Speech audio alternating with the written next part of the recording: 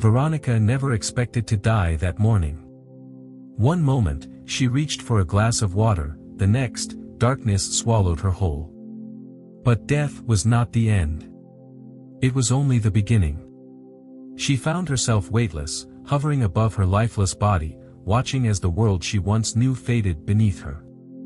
Then, without warning, a force pulled her into an abyss, vast, endless, suffocating. Shadows coiled around her, and whispers of despair echoed through the void. Some wept, others screamed in agony, but all were trapped in a sorrow beyond words. Fear gripped her soul. Was this hell? Was she being judged? Just as panic took hold, a brilliant light pierced the darkness. It cut through the shadows like fire, forcing them to recoil. Warmth, unlike anything she had ever known, washed over her, breaking the invisible chains that bound her. And then, she saw him. Jesus. His presence was overwhelming, radiating power, love, and sorrow all at once. His eyes, deep and knowing, looked into her very soul. And then he spoke. His words carried weight, a truth that could not be denied. He showed her what was to come, the trials, the suffering, and the final choice humanity would face.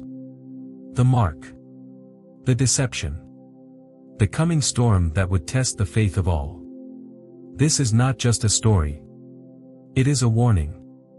What Veronica saw was not for her alone, it was for all who would listen. Time is running out, and the choice will soon be upon us all. What she learned may be the most important message you will ever hear. Stay until the end, because eternity is at stake. For years, Veronica lived a life of quiet devotion, far removed from the chaos of the world. Within the stone walls of her convent, she found peace in solitude, her days woven together by the rhythm of prayer and service.